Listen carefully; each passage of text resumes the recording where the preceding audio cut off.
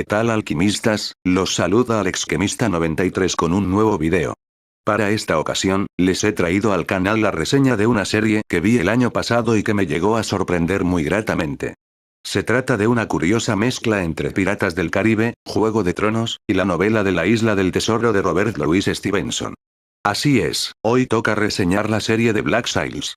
Así que sin más vayamos a ello.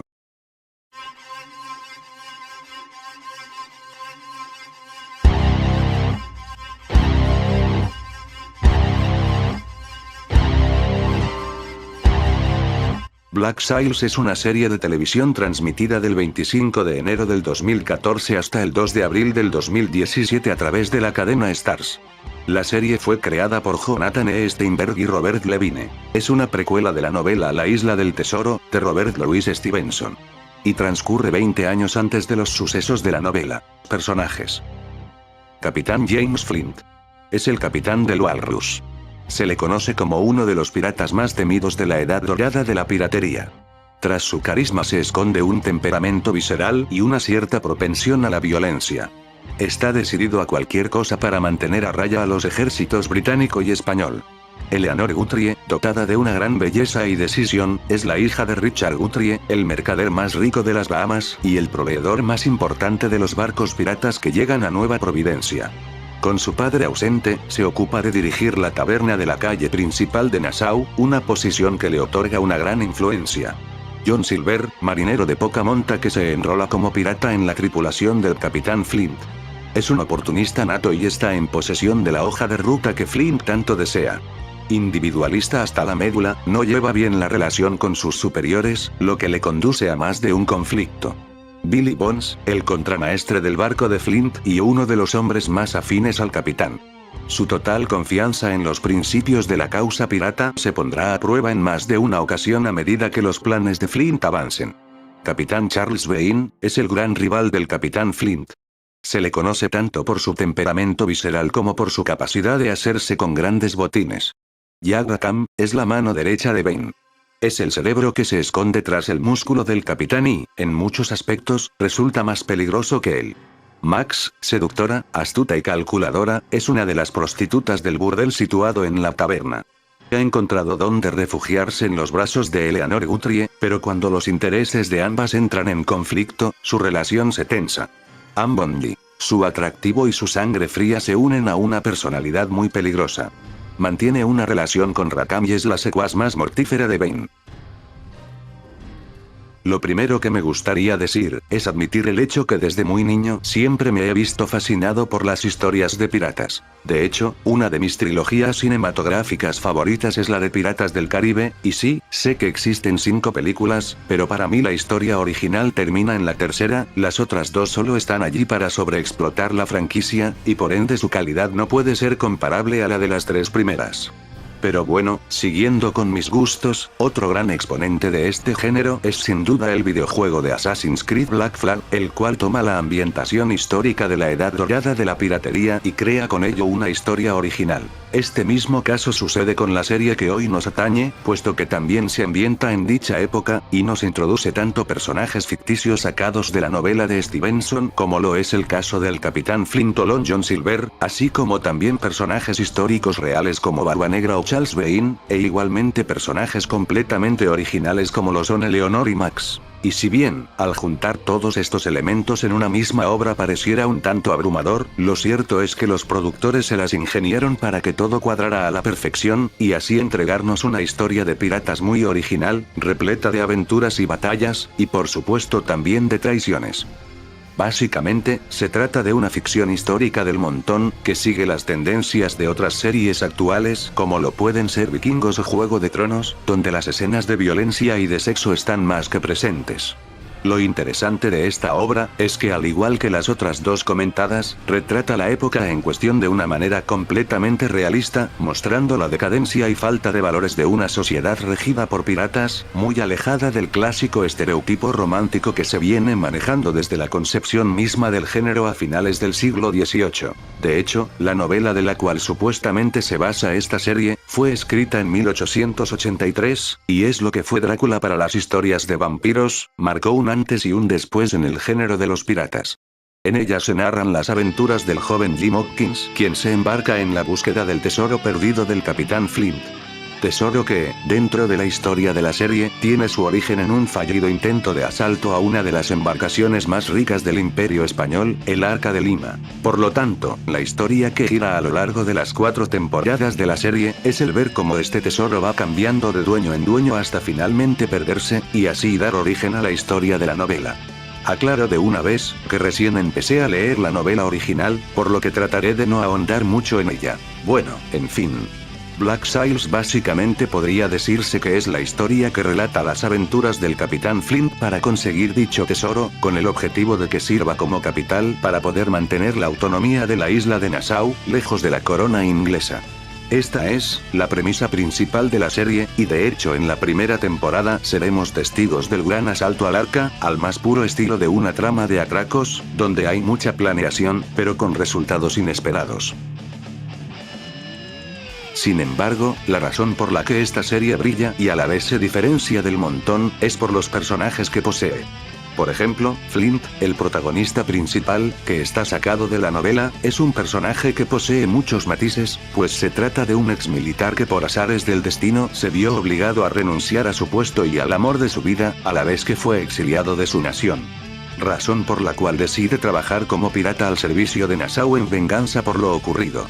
Sin embargo, este personaje se sale de cualquier otra convención estereotipada del género, puesto que es un hombre muy frío y calculador que está dispuesto a todo para lograr sus objetivos. Los cuales en varias ocasiones podrá conseguir aplicando el principio maquiavélico del fin justifica los medios.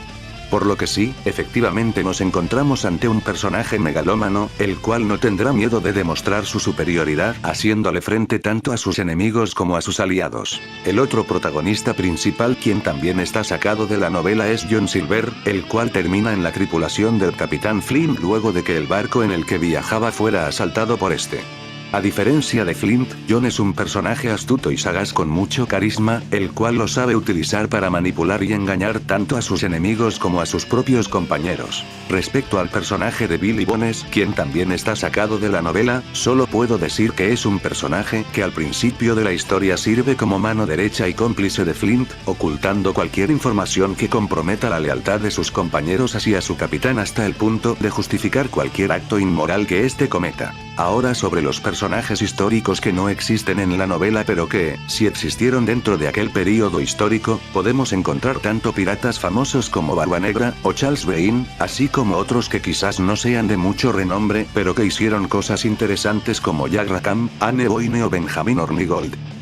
De hecho, la tríada conformada por Charles Vane, Jack Rackham y Anne Boyne fungen en la gran mayoría de la historia como personajes antagónicos, en especial Charles Vane, quien no soporta a Flint.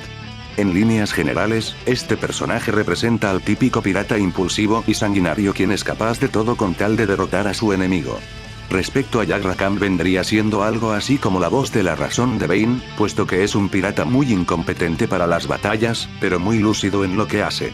En cierto modo es el alivio cómico de la serie ya que es demasiado irónico y sarcástico, y siempre se mete en problemas, de los cuales siempre termina siendo rescatado por su compañera Anne Boyne.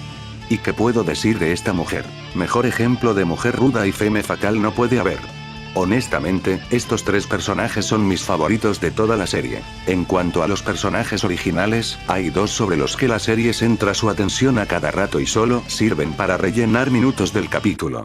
Eleanor Gundry es la típica niña mimada que, cansada de las indecisiones de su padre, decide dirigir a los piratas de Nassau, hasta el punto de hacerse llamar como la reina de los piratas. No sé por qué en cierto modo me recuerda un tanto a Elizabeth Swann de Piratas del Caribe, solo que a diferencia de esa Mary Sue simplona, Eleanor es mucho peor, puesto que el único talento que posee es el de abusar de su poder, sin medir las consecuencias de sus actos. Se podría decir que es una tirana con delirios de grandeza, que ni sabe liderar y siempre termina dependiendo de personajes masculinos como Flint, Vane y más adelante Rogers. Y de Max ni se diga, es igual de nefasta que Eleanor, solo que más manipuladora y traicionera. Como podrán darse cuenta, estos 2 personajes me caen completamente mal y ahondaré más en ellas en la sección de spoilers. Cambiando de tema, la producción de esta serie es bestial. Se nota que hubo mucho presupuesto detrás, porque la escenografía y los vestuarios están demasiado cuidados. realmente logran evocar aquella extraordinaria época. Lo mismo ocurre con los barcos, los cuales se ven bastante impresionantes y se apegan a los diseños antiguos. Cinematográficamente esta serie es una pasada, porque tanto las batallas navales, como las que son mano a mano, son filmadas de manera espectacular, logrando transmitir ese epiquismo que la escena amerite. Lo mismo ocurre con la banda sonora, en especial con la intro, donde se nota la utilización de instrumentos muy propios de la época como el acordeón y la guitarra. Y de las esculturas que aparecen en ella, ni se diga, son piezas dignas de estar exhibidas en un museo. Bueno, ahora que ya he tratado lo más general de la serie, ha llegado la hora de entrar en el terreno de los spoilers, puesto que tengo mucho que decir y la mejor manera de hacerlo es desgranando la trama por partes. Así que les pido a aquellas personas que todavía no ven la serie, que abandonen el video de inmediato, porque de aquí en adelante soltaré todos los spoilers habidos y por haber sin ninguna clase de tapujo. Están advertidos. Seré completamente honesto con ustedes, por más que me gusten las historias de piratas, la trama de esta serie adolece de una extremadísima repetitividad. No me dejarán mentir, pero he encontrado que cada una de las temporadas de esta serie se rige siguiendo una especie de fórmula. A grandes rasgos esta fórmula se puede resumir de la siguiente manera. El capitán Flint quiere obtener algo, y para ello solicita la ayuda de alguien con poder, convenciéndolo que al conseguir ese objetivo mejorará la vida de los piratas. Esta persona acepta y pasa el tiempo, se generan roces entre los ideales del capitán con los de esta persona, surgen desacuerdos e imprevistos, los cuales terminan de alguna manera afectando la misión para lograr conseguir dicho objetivo. Esto claramente lo podemos ver en la primera temporada donde Flint quiere conseguir el oro que transporta el arca, o bien en la segunda temporada, en la que Flint quiere convencer a un antiguo colega que financie los recursos de Nassau, al igual que en la tercera temporada, en donde pide la ayuda del pueblo africano, o en la cuarta, en la que establece un pacto con la gente de Rogers para devolver el dinero y acabar con la rebelión. Obviamente, si tomamos en cuenta la fórmula propuesta encontraremos que la mayoría de estas negociaciones siempre terminan de manera fatídica para el protagonista, ya sea perdiendo una batalla o a un ser querido. Por lo que efectivamente podríamos decir que el personaje está demasiado salado, y hacer un negocio con él, es una total garantía de alcanzar el fracaso. Así que por más sorpresivo que resulte ver esto la primera vez, luego de la cuarta, ya es demasiado repetitivo, lo cual en cierto modo termina afectando al ritmo de la serie, que es el punto que tocaré a continuación. No les voy a mentir, pero de los 8 o 10 episodios que comprenden una temporada de esta serie, al menos 3 de estos son completamente irrelevantes.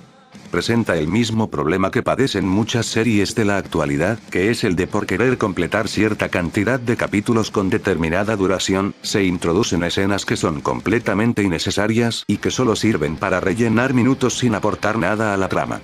Por lo que sí, efectivamente hay capítulos que son muy aburridos de ver. En cuanto al tratamiento que reciben los personajes a lo largo de la historia, me parece que, por lo menos los protagonistas principales, son los que están más trabajados al igual que uno que otro secundario. Como ya mencioné con anterioridad, Flint, quien es el protagonista de la historia, es un personaje con muchos matices, de los cuales los negativos son los que más salen a relucir y todo se debe a un hecho importante que marcó su vida para siempre. Al inicio de la serie sabemos que Flint era un general inglés al servicio del rey que perdió su posición y fue exiliado hasta terminar convirtiéndose en un pirata de Nassau. Sin embargo, es en la segunda temporada donde ocurre uno de los plot twists menos previsibles y con ello hace que cambie nuestra visión general del personaje. Lo diré de una vez sin tapujos. Es mediante los flashbacks presentados en la segunda temporada, que se nos revela que la gran pérdida que dio origen a la figura sanguinaria del Capitán Flint no es otra más que el haber perdido al amor de su vida, y no, como muchos esperábamos, no era Miss Barlow sino el ex marido de esta, Thomas Hamilton. Honestamente, no sé si pensar si este giro fue utilizado por los escritores de la serie para introducir forzosamente la temática LGBT, la cual ya estaba presente desde el principio con personajes como Eleanor, Max y Anne. O bien, si ya estuvo planeado desde el inicio, solo que el guión nos daba falsas pistas para no preverlo. A decir verdad, no tengo ningún problema con que el personaje sea bisexual, ya que no cambia para nada mi percepción del mismo, ni tampoco afecta mucho a la historia salvo por el final, del cual pienso hablar más adelante. Por su parte, John Silver también obtiene un desarrollo notable. Al principio de la historia nos es presentado como un bandido carismático que solo quiere quedarse con el tesoro del arca para él mismo. Sin embargo, conforme avancen las temporadas, entablará una relación de amor/odio con Flint, hasta el punto de volverse su secuaz y cubrirle la espalda. No obstante, al final de la segunda temporada pierde la pierna, lo cual además de asemejarse más a su contraparte literaria funciona como evento catártico para pasar a convertirse en Long John Silver, y adoptar así una personalidad más frívola y racional, muy parecida a la de Flint con la que admite tener mucha afinidad. Aunque la aparición de Marie en su vida marcaría en él un retroceso hacia dicha metamorfosis, por lo que se podría decir que al final este personaje se queda en un punto medio, donde libra la batalla entre ser alguien sensato o de plano convertirse en un tirano como Flint. La batalla que tienen estos dos personajes en el penúltimo capítulo, es un duelo de egos digno de ver, aunque lastimosamente esta haya sido interrumpida. Respecto a Charles Vane, me parece que de los tres es el personaje más mentalmente equilibrado, ya que, aunque sea un tanto impulsivo en sus acciones, siempre tratará de sacar el mejor partido de la situación, inclusive adelantándose a los planes de Flint. Honestamente, no es un personaje que odie por su antagonismo hacia el protagonista, sino más bien yo lo vería más como el rival a vencer que siempre está uno o dos pasos adelante, aunque su amor por Eleanor le resta puntos, puesto que se deja influenciar muy fácilmente por ella, hasta el punto de traicionar la confianza de sus subordinados. Lástima de su muerte al final de la tercera temporada. Hablando de Eleanor, solo puedo decir que es un personaje verdaderamente nefasto, es bastante empoderada y se cree la reina de los piratas solo por usurpar el lugar de su padre. Siempre toma las peores decisiones, y culpa a los demás por sus errores. Lo mejor que le pudo pasar a esta serie es que este personaje se quedara en la cárcel al final de la segunda temporada, pero como a los productores les pareció que ese final no era digno del personaje, tuvimos que soportarlo otras 2 temporadas más, con la ridícula excusa de traerlo de vuelta como la esposa de Rogers y así ayudarle en su plan para la reivindicación de Nassau. Algo parecido sucede con Max, solo que a diferencia de Eleanor este personaje recorre una trama de ascenso, donde inicia de lo más bajo siendo una prostituta, y termina convirtiéndose en gobernadora interina de Nassau y representante de la compañía de la que estaba a cargo la abuela de Eleanor. Y no me malentiendan, mi odio hacia este personaje es menor que al de Eleanor, solo que mi más grande problema con el mismo, es que los procesos en los que consigue hacerse con los puestos de poder son para nada creíbles, y más bien pareciera que recibe mucha ayuda del guión, facilitándole el camino para llegar a lo más alto, sin mucho esfuerzo. Además, si vieron la serie en su idioma original, no me dejarán mentir, pero la actriz que la interpreta apenas si puede hablar en inglés, razón por la cual todos sus diálogos los dice con una lentitud y con una monotonía, que en más de una ocasión tuve que acelerar las escenas donde ella aparecía. De hecho, ya viéndolo en retrospectiva, los personajes femeninos de esta serie están tan mal trabajados, que los únicos que se salvan son los de Anne, Maddie y Miss Barlow. El resto apenas se obtienen uno que otro desarrollo. Y ya, por último, me gustaría analizar al personaje de Yagha Khan, quien es el alivio cómico de la serie, pero también obtiene un desarrollo notable. Puesto que inicia siendo el subordinado con más carisma de Vane, y termina casi convirtiéndose en gobernador de Nassau, gracias a su poder de la oratoria y su facilidad para realizar negocios. Como ya les mencioné, este fue mi personaje favorito de toda la serie. Y finalmente tenemos al final boss, el cual no es otro que Wodes Rogers, al igual que como sucede en la contraparte histórica, puesto que fue este político quien acabó de una vez por todas con la era de piratería, ofreciéndoles el perdón de la corona y premiándolos con el puesto de corsarios. Como recordarán, un corsario es un pirata que está bajo las órdenes del rey, y que solo saquea las naves pertenecientes a otras naciones. Resumido de manera breve, claro. Si bien, Rogers al principio de la tercera temporada se nos pintaba como un político inepto que no tenía ni idea de cómo gobernar Nassau, no fue hasta la cuarta temporada donde finalmente salió a relucir su tiranía, entregándonos así una de las escenas más choqueantes de toda la serie, que no es otra que la muerte de Barbanegra. Personalmente, tenía nociones del método de tortura conocido como pasar por la quilla, pero al verlo en acción, no puedo ni imaginar lo horrible que sería vivirlo en carne propia. Básicamente consiste en amarrar las piernas y manos de la víctima a lo largo de una cuerda, y hacerla pasar por debajo del barco, arrastrándola para que su piel se desgarre con los corales y percebes que se encuentran incrustados en la madera del casco. La escena es tan gráfica, y a la vez tan desgarradora, que la presenciamos no una, sino 3 veces seguidas, debido a que la voluntad del personaje es tan fuerte, que al final el mismo Rogers decide ponerle fin a la vida del mutilado pirata con un disparo en la cabeza. Esta escena tan catártica para el espectador marca el principio del fin, ya que se desata una guerra entre la gente de Nassau, el ejército español, y el ejército pirata comandado por Flint. Lastimosamente, como siempre sucede con este personaje, sus intentos por reconquistar Nassau se ven frustrados por una guerra civil entre los mismos piratas y los esclavos de la isla, donde al final estos terminan perdiendo a manos de Rogers. Entonces, como medida desesperada, Flint decide huir con el tesoro hacia Skull Island, para enterrarlo por su cuenta, y así conectar la trama de esta serie con la del inicio del libro, donde se supone que el tesoro se encuentra perdido. En este punto de la serie, ya nadie confía en Flint, y tanto John Silver como Billy Bones, quien se había aliado con Rogers, deciden darle caza, dando lugar al clímax de la historia, en la que finalmente veríamos el tan esperado combate entre John Silver y el Capitán Flint, que, lastimosamente se vio interrumpido, para en su lugar entregarnos la descafeinada batalla contra Rogers. Al final de la serie, John Silver y Flint terminan reconciliándose, y este último es enviado a una prisión campirana donde se encuentra por obra del Deus Ex Machina de los Deus Ex Machinas con su antiguo amado Thomas, entregándonos así un final feliz para el personaje, en el que ambos amantes terminan cumpliendo condena en esa granja de trabajos forzados.